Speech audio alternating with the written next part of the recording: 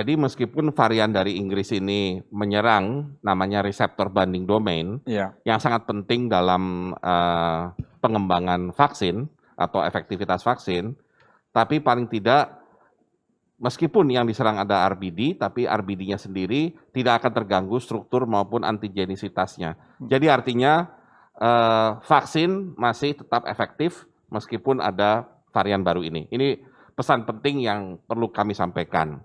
Nah, kalau mengenai tadi gejala penyakit, masalahnya sekarang adalah tingkat penularan yang cepat, ya. Dan tingkat penularan yang cepat ini jangan kita lihat dari segi penyakitnya saja, tapi bahwa orang yang kena, meskipun itu OTG, ya, tapi dia tertular, maka kalau varian itu yang dia dapatkan, misalkan, maka dengan cepat sekali akan menular ke orang lain. Kalau dengan R di atas 1, kan berarti misalkan satu anak muda bisa menulari lebih dari satu orang. Nah, bisa saja menulari anak muda lain yang barangkali juga OTG juga, tapi bisa menulari orang tua atau menulari orang yang komorbid. Jadi kita harus melihat bahayanya justru di situ, dengan penularan yang lebih cepat dan lebih mudah. Ya, Prof, apakah munculnya varian baru ini juga berpengaruh terhadap kondisi geografis suatu wilayah, Prof? Misalnya perbedaan dengan negara yang beriklim tropis dan subtropis, Prof?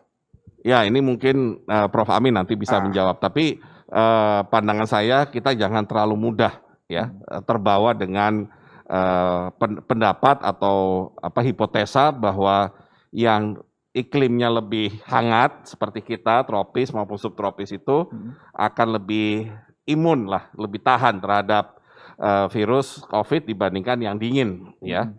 Artinya poinnya Prof. Wiku tadi bahwa virus ini gampang bermutasi. Jadi artinya kita harus selalu mengantisipasi mutasi ini akan selalu terjadi. Kasus D614G itu pun kita lihat awalnya kan kita mendapatkan info itu dari Malaysia, ya, meskipun tidak menimbulkan atau tidak terbukti lebih gampang menular maupun lebih ganas. Iya, Prof. Amin, bagaimana peluang dari mutasi virus ini yang kemudian mungkin bisa berpengaruh terhadap rencana vaksinasi yang akan kita lakukan, Prof. Amin? Terima kasih, Mas Wiryo. Jadi intinya adalah virus corona ini memang mudah mutasi sebagaimana virus-virus lain. Setiap kali dia bereplikasi, setiap kali dia memperbanyak diri, terjadi mutasi secara acak, ya, secara random. Dan kemudian terjadi proses seleksi. Kalau virusnya mutasi kemudian tambah buruk buat dia akan mati. Tapi kalau dia mengalami mutasi yang menyebabkan dia lebih fit terhadap lingkungannya, dia survive. Jadi kita lihat makin lama kalau dia mutasi untuk adaptasi, makin baik karena ada proses seleksi.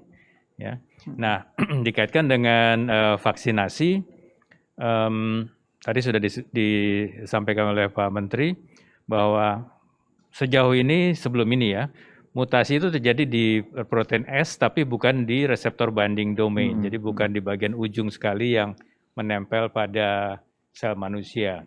Nah, pada mutasi yang baru ini memang sudah mulai terjadi mutasi di RBD, tapi hanya beberapa poin dan itu belum sampai mengubah struktur maupun sifat antigennya, sehingga sejauh ini belum mengganggu kinerja vaksin. Kemudian tadi ada pertanyaan tentang geografis. Betul. Saya jawab sekalian. Sebenarnya situasi saat ini sudah menjawab pertanyaan itu. Karena terjadi di Inggris yang dingin saat ini, dan sekarang sudah ada di Australia yang saat ini musim panas, dan ada di Singapura yang tidak berbeda dengan Indonesia. Jadi sikap kita sebetulnya kita harus waspada, harus berhati-hati bahwa virus itu tidak mengenal musim, tidak mengenal geografis.